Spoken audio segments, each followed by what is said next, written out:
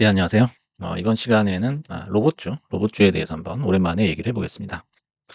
먼저 어제 멤버십 수익률 보시면은요, 인텔하고 DRD에서 수익이 나서 6.72%가 추가가 됐습니다.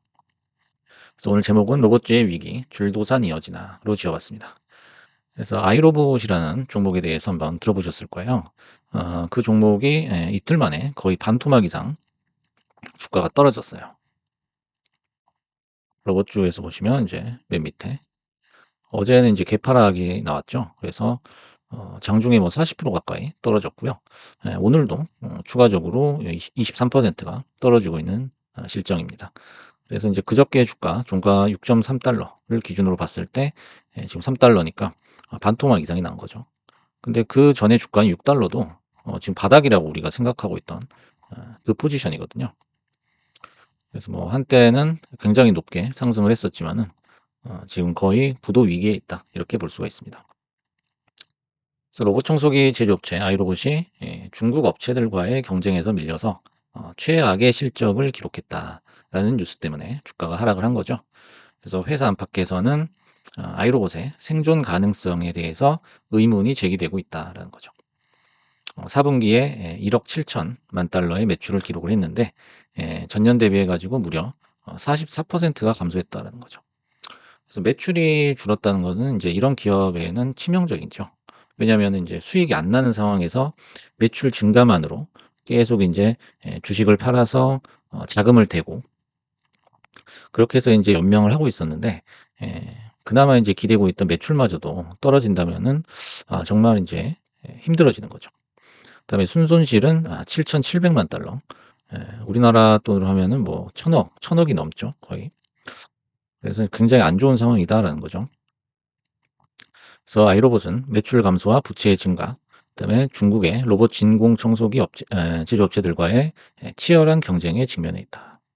그래서 아무리 뭐 기술이 좋고 각광을 받고 투자를 받고 하더라도 부채가 늘고 그다음에 중국과의 경쟁에서 밀린다면은 어쩔 수 없이 퇴장을 할 수밖에 없다라는 거죠.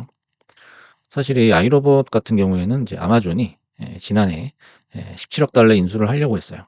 하지만 이제 규제 문제 때문에 취소가 됐었죠. 현재 아이로봇은 이제 현금 창출과 부채 상환에 어려움을 겪고 있다라는 거예요. 그래서 재무 상황이 날로 악화되고 있습니다. 일례로 이제 한 2년 전이죠. 2년 전에 직원의 50% 이상을 이미 해고를 했다고 합니다. 그래도 지금 안 좋다 이거죠, 실적이. 그래서 로봇 청소기 룸바의 제품군을 개편해서 매출 확대를 노리고 있지만은 시장 상황은 그렇게 좋지가 않다라는 거죠. 그래서 이제 실적 발표 성명에서 새로 출시한 제품이 성공할 것이라는 보장이 없다. 이런 얘기를 하는 건 굉장히 드물죠. 잘 안 돼도 막 된다고 뻥까치고 할 판에 새로 출시한 제품이 성공할 것이란 보장이 없다라고 얘기를 했다고 해요. 그래서 소비자 수요 부족, 그다음에 관세 불확실성, 그다음에 중국과의 치열한 경쟁 이걸로 인해서 회사가 1년 이상 지속할 수 없다. 이런 얘기를 했다고 해요. 이런 얘기가 나오는 거는 정말 드문 일이죠. 그래서 이제 아이로봇이 겪고 있는 위기의 근본적인 원인은 결국에는 중국산 제품과의 경쟁 심화라고 볼 수가 있죠. 샤오미라든지 뭐 에코백스 요런 인제 경쟁 업체들이 있다고 합니다. 뭐 거의 뭐 유사하거나 더 뛰어난 기능을 가지고 있으니까 거기다가 가격 경쟁력까지 있어요. 더 싸요. 근데 굳이 아이로봇 제품을 쓸 이유가 없다라는 거죠. 이건 인제 한국도 마찬가지예요. 한국에서 인제 자체적으로 뭔가 이제 로봇이라든지 로봇 청소기를 이제 제작해 가지고 팔면은 사실상 남는 게 없죠. 노동력도 비싸고 연구 개발이라든지 요런 거를 인제 따라갈 수가 없어요, 모든 면에서. 생산 단가 면에서. 그렇다고 해서 뭐 중국을 기술적으로 월등하게 뛰어넘을 수 있느냐? 그것도 아니거든요. 오히려 기술이 뒤떨어져요. 예. 그리고 인제 가격은 비싸게 만들 수밖에 없으니까. 그렇다고 뭐 브랜딩을 한다고 해서 그게 성공적으로 되냐? 그것도 쉽지가 않아요. 그래서 한국도 굉장히 힘들죠. 그래서 우리가 여기 잠깐 짚고 넘어갈 거는 이제 로봇 산업이라는 게 제조 산업인가 아니면 AI인가, AI 산업인가 요렇게 인제 생각을 해 보면은 결국에는 그 AI를 이 기계로 구현한 것이 로봇이라고 봐야 되니깐요. 결국 제조와 AI가 적절히 인제 결합이 돼 있다라고 볼 수 있어요. 하지만 인제 제조는 중국이 이미 전 세계에서 탑을 먹었고 AI도 지금 미국과 어깨를 나란히 하고 있는 상황이에요. 전혀 밀리지가 않거든요. 그러니까 결국에는 이 로봇 산업이라는 게 중국세에 밀려 가지고 도저히 게임이 안 되는 상황까지 와 버린 거예요. 게임이 안 되는 상황이다. 한때는 뭐 아마존이 인수를 한다고 했지만 지금 같은 경우에는 뭐 인수를 할 수 있을까 의심이 들 정도죠. 그래서 인제 로봇뿐만 아니죠. 뭐 UAM, 그다음에 자율주행, 그다음에 휴머노이드까지 할 거 없이 이미 경쟁에서 많이 밀리는 상황이에요. 미국이 중국이에요. 그래서 휴머노이드도 뭐 요즘 뭐 날라다니고 막 그러죠. 막 제주도 넘고 덤블링도 하고 그래요.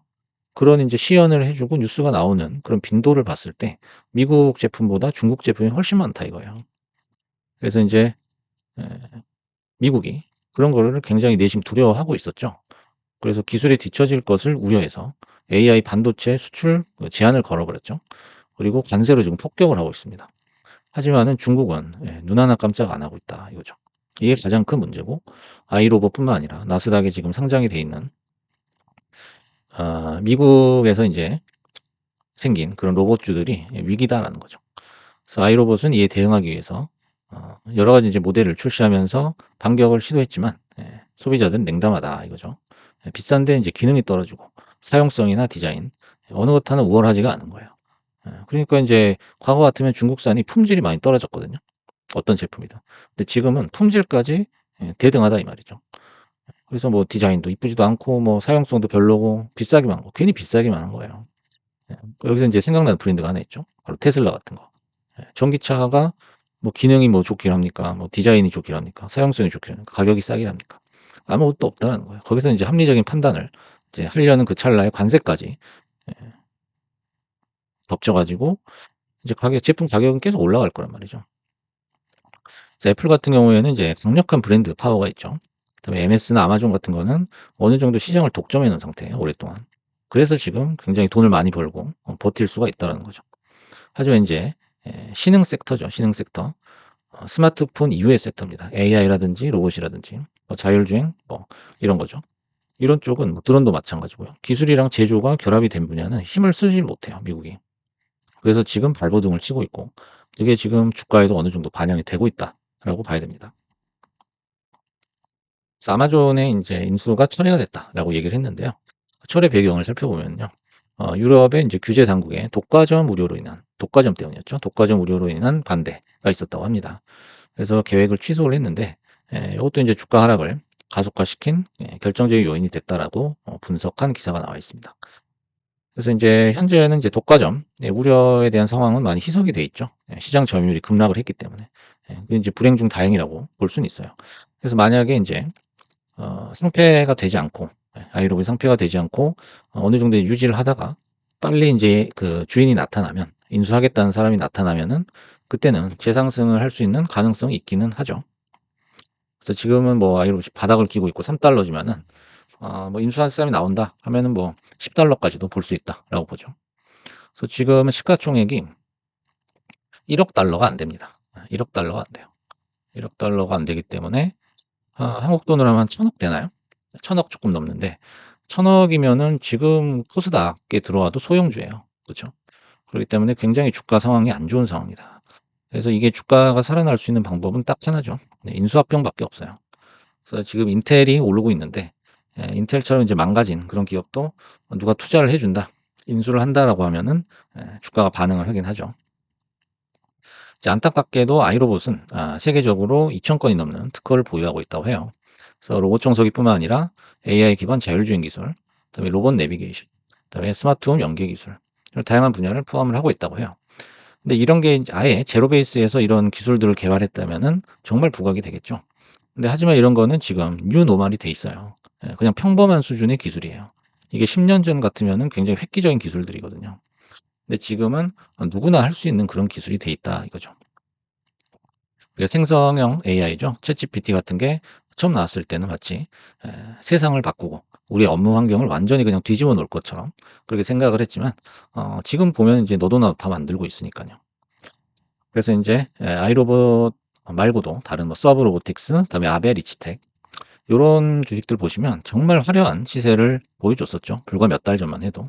근데 전부 다 지금 몰락하고 있습니다.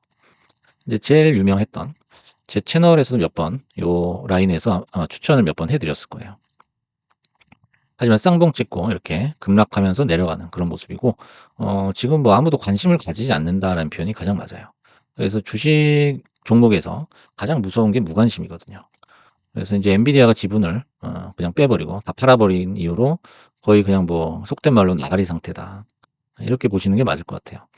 이런 위치에서 뭐 들어가서 몇 프로 먹자고 들어가서는 안 되겠죠. 그다음에 인제 아베도 마찬가지죠. 거의 비슷한 겁니다. 이거 뭐 지분 관련한 이슈가 없었음에도 그냥 완전히 소외가 돼 버리고 있는 그런 모습이에요. 리치텍은 뭐 오늘 좀 오르고 있긴 하지만, 그래도 스몰 캡들 중에서는 그나마 리치텍이 시세를 보여주지만 21선 맞고 다시 또 떨어지겠죠. 그래서 로봇 섹터 전체가 좀 어두운 터널을 지나고 있다.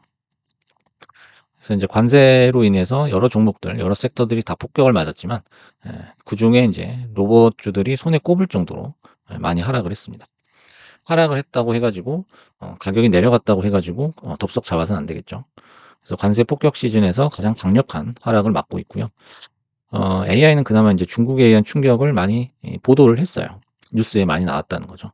그래서 'AI가 많이 떨어졌구나.'라고 이제 생각을 하지만, 로봇은 그 보도 자체가, 뉴스 자체가 원래 잘 안 나오거든요, AI에 비해서. 그러니까 조용히 이제 아무도 모르게 그냥 침체 일로를 걷고 있다라는 거죠. 그래서 아마 지금 로봇주를 보유하고 계신 분들은 상당히 힘든 구간이다라고 볼 수 있죠. 그래서 결론적으로 인제 로봇주 전체가 그렇습니다. 매출이 줄고 있고, 그다음에 흑자가 요원하다라는 거예요. 흑자를 내는 기업이 많지가 않아요. 더군다나 스몰캡 쪽에서는 거의 없다라고 봐야 되고요. 그다음에 중국의 기술이 밀리고 있어요. 기술이 밀리고 있다. 그래서 뭐 하나 제대로 되는 게 없는 집안이다라고 표현을 드리면서, 로봇 섹터에 대한 비중을 좀 축소를 해라라는 의견을 드리면서 이번 시간은 마무리를 할까 합니다. 네, 감사합니다.